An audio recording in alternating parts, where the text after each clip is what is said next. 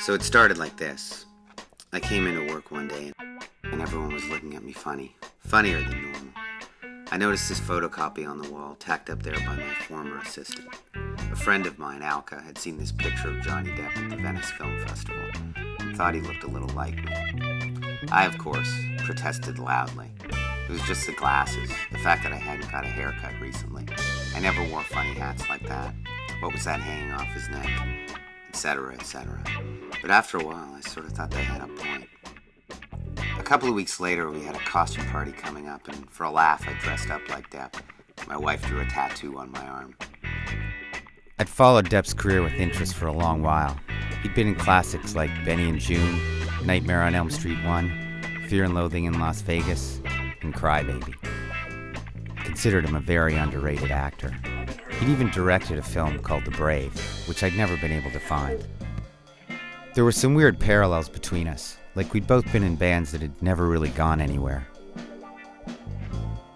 I think his band broke up because of creative differences too. I brought the photocopy to the party to use as an ID, just in case people didn't get the joke. They seemed surprised and some were impressed. Some more so than others. I think this party sort of started a little early. A couple other costume-type parties popped up just after, and well, I had the outfit. It was easy.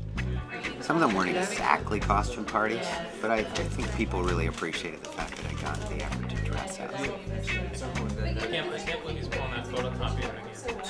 Why doesn't he just put it on a t-shirt? Johnny Depp, man. And Depp was getting rave reviews for performances in Pirates of the Caribbean and Once Upon a Time in Mexico. And pretty soon I was wearing the costume to work. I never went for the whole pirate look. It just seemed a little too overboard. Plus that stuff is expensive. I did ask my wife to show me how to bead my beard once, but she told me I was overdoing it and my beard wasn't long enough. Maybe she would have been more willing if I hadn't made her dress up like Vanessa Paradis at that last party. Then the award season started and we were nominated for a Golden Globe. People started coming up to me in bars and telling me I should win for Best Actor in a Comedy or Musical. It was charity season and I showed photos to some people. I wound up with an agent, joined the look-alike union, and even met the dean of Depp impersonators, Mel. He'd been doing this since he was 12. I started doing promotional appearances. Here's me with an Adam McGoyan impersonator. The weirdest appearance I ever did was at a radio station, which I can never figure out since I don't sound anything like Depp. How's it going?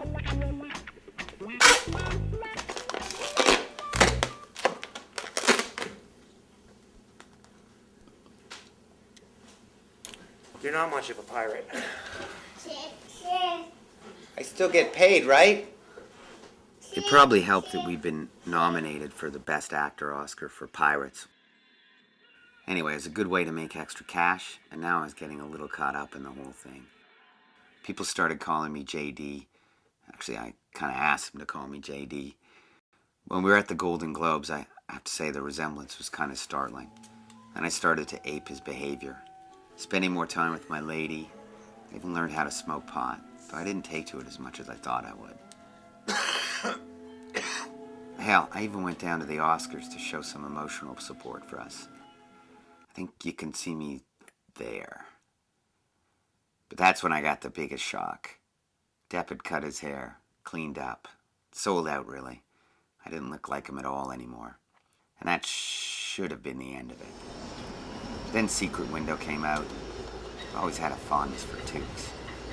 When I went to see it, people stared. This guy demanded an autograph while I was outside the theater. I kind of went back a couple times, just to meet people. But then it was over. People stopped commenting on the likeness. It wasn't like I was upset or anything.